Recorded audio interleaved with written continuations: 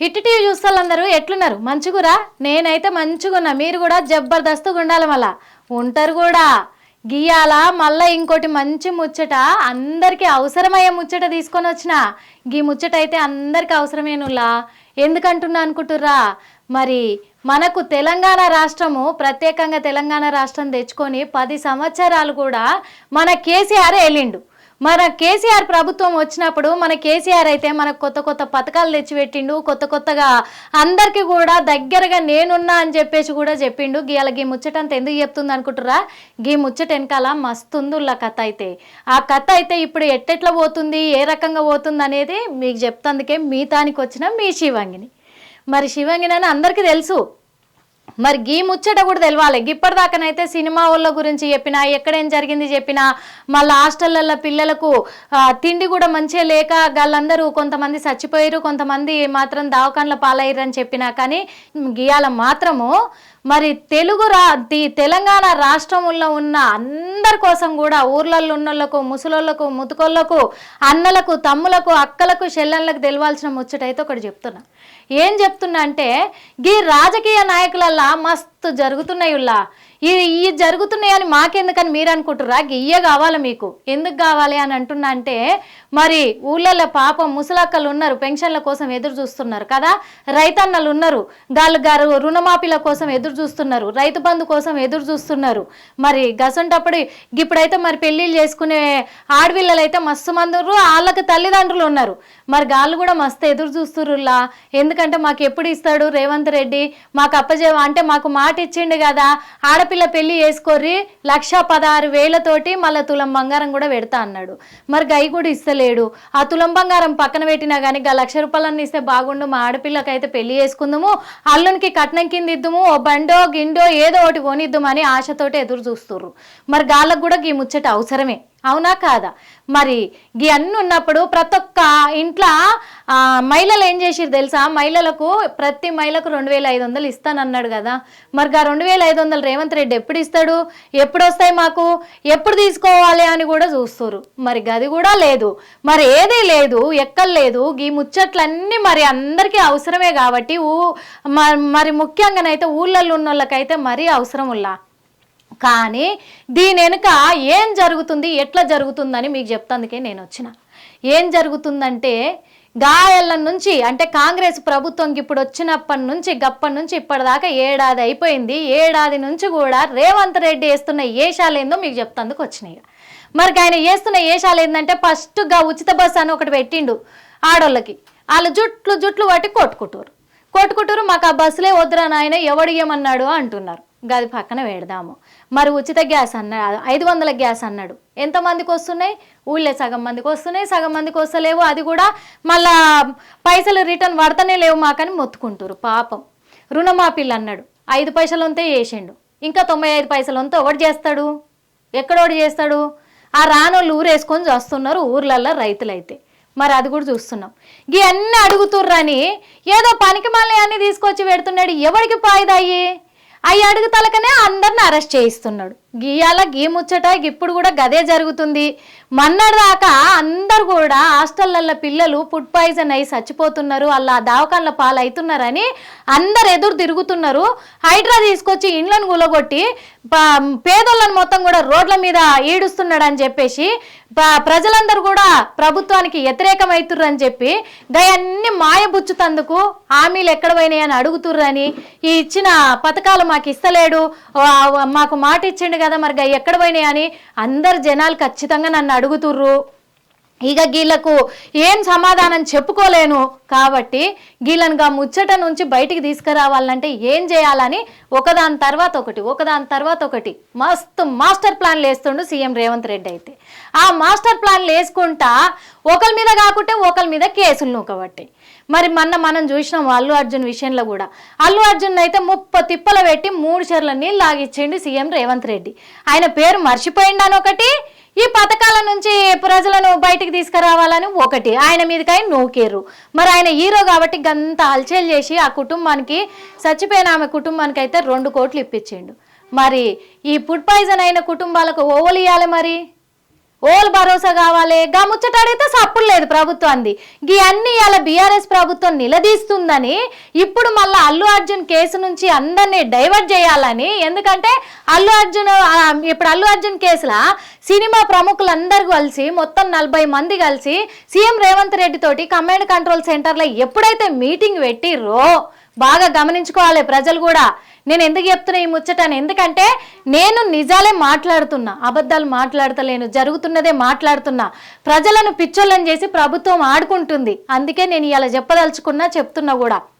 ఆయల్లా police command control సెంటర్లో ఎప్పుడైతే 40 మంది మరి సినిమా ప్రముఖులు వచ్చిర్రో మీటింగ్ పెట్టిర్రో వాళ్ళతోటి మంచిగా సెటిల్మెంట్ అయితే కుదుర్చుకున్నాడు రేవంత్ రెడ్డి అని అందరికీ అర్థమవుతుంది, పక్కాగా అర్థమవుతుంది. మరి ఎందుకంటే 2 కోట్లు ఏమో ఆడజల్లిపిచ్చిండు, అంతలోనే మరి కేసు ఇది మనకు రోజువారీగా కూడా రెగ్యులర్ బెయిల్ కూడా రాకుండా చేసిండు. ఎప్పుడైతే సినీ ప్రముఖులు వచ్చిర్రో డీల్ కుదుర్చుకున్నారో మళ్ళీ తెల్లారే రెగ్యులర్ బెయిల్ కూడా మంజూరు చేసిండు అల్లు అర్జున్కి. అంటే ఏందిడా ఏం జరుగుతుంది? అప్పటిదాకానేమో పోయి ఆడ శ్రీతేజ్ను పలకరిస్తామంటే జర మందలిచ్చొస్తామంటే పర్మిషన్ ఇవ్వలేదు. నిన్న అల్లు అర్జున్కి పర్మిషన్ ఇచ్చిర్రా లేదా? పోయిండా లేదా? మన పోయిండు, చూసిండు, పలకరిచ్చిండు. అప్పుడే ఇచ్చినుంటే అప్పుడే పోయేటోడుగా, అప్పుడెందుకు ఇయ్యలేదు? అప్పుడు ఇయ్యలేదు, మళ్ళీ నిందలేసిరు. పోయిండా, పలకరిచ్చిండా, చూసిండా, వచ్చిండా అని. మరి ఇప్పుడెట్టి ఇచ్చిరు పర్మిషను? అంటే పైసలు ముట్టినాయి కాబట్టి పర్మిషన్ వచ్చింది, పైసలు ముట్టలేదు కాబట్టి పర్మిషన్ రాలేదు. అప్పుడు ఇప్పుడు గదంతా కూడా అల్లు అర్జున్ని ఎందుకు ఇంత తొందరగా మళ్ళా దగ్గరికి వేసుకుంటుండని ఏడ నిలదీస్తారో ప్రజలని చెప్పేసి మళ్ళా జనాలను పిచ్చోళ్ళని చేసేందుకు ఫార్ములా ఈ కార్ రేస్ ఒకటి తెచ్చి బీఆర్ఎస్ ప్రభుత్వం మీద నెట్టిండు రేవంత్ రెడ్డి.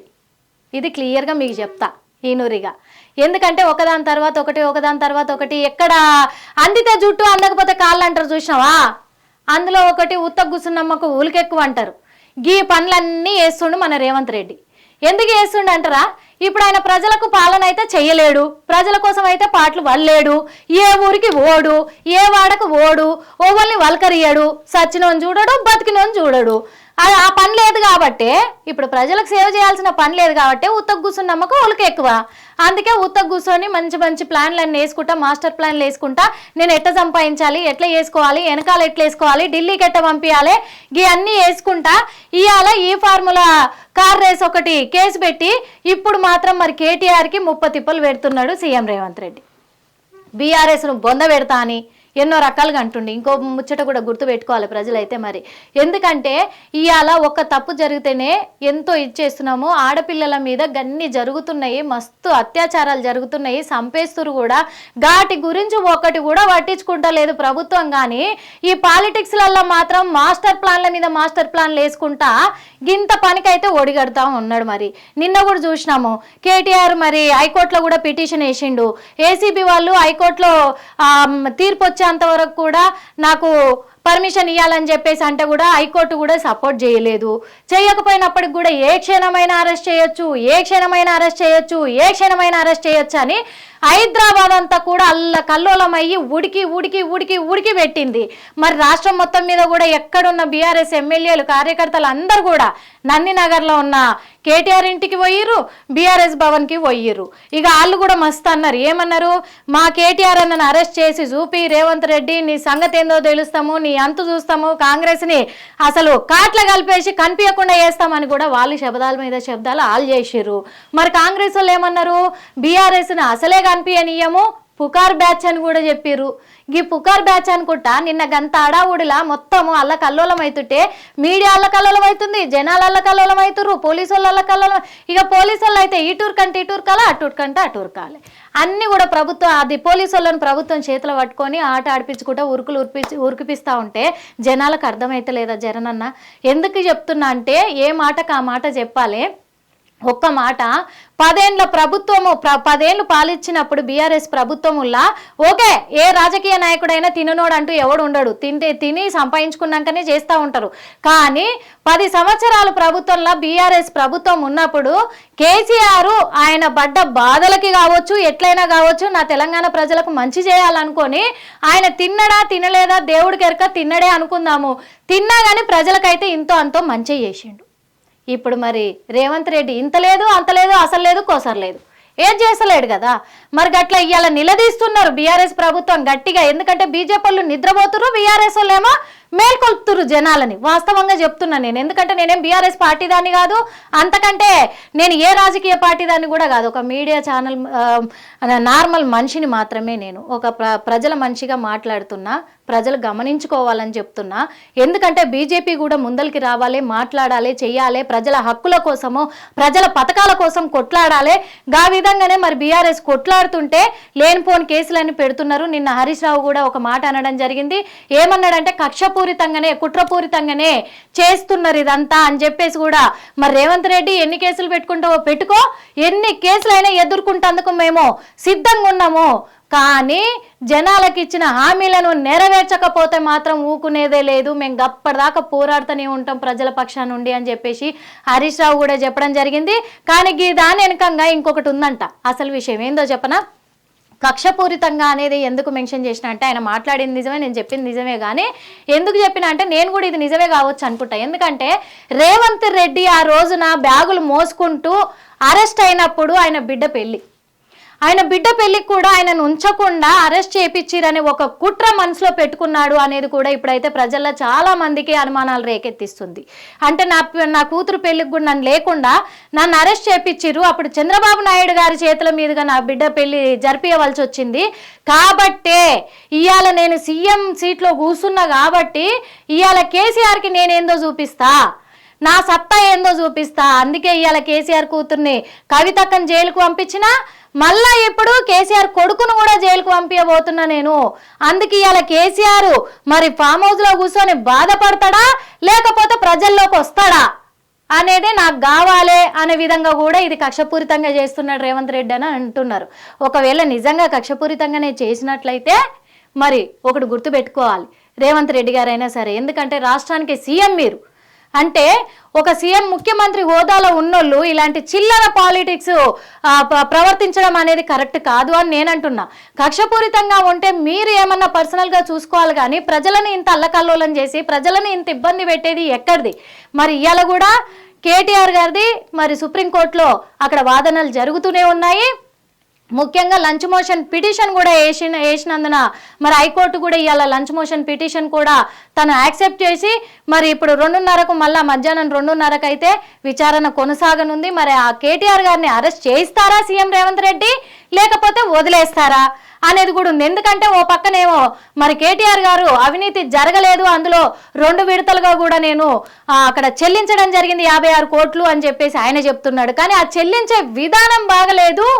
ఒక సంస్థ నుంచి చెల్లించాల్సిన డబ్బులు ఇంకో సంస్థ నుంచి చెల్లించిండు కేటీఆర్. అంటే ఇక్కడ స్కామ్ జరిగింది అని చెప్పేసి తిన్నారు అని చెప్పేసి ఏమో రేవంత్ రెడ్డి అంటుంటే, మరి కేటీఆర్ కానీ బీఆర్ఎస్ నాయకులు కానీ వాళ్ళందరూ కూడా ఏమంటున్నారంటే అవినీతి జరగలేదు కాబట్టి మేము భయపడేదే లేదంటే తగ్గేదేలే అంటున్నారు. అందుకు నువ్వు ఏం చేసుకుంటావో చేసుకో, నేను దేనికైనా సిద్ధమే అని కేటీఆర్ అంటున్నాడు. ప్రెస్ మీట్లలో కూడా చెప్పాడు, రేవంత్ రెడ్డి నువ్వు ఏం పీక్కుంటావో పీక్కో అన్నాడు. మరి ఏం పీక్కుంటావో పీక్కో, నేను సిద్ధంగా ఉన్నానంటే ఇప్పుడు బీజేపీ వాళ్ళు ఒక పక్క, బీఆర్ఎస్ వాళ్ళు ఒక పక్క, కాంగ్రెస్ వాళ్ళు ఒక పక్క.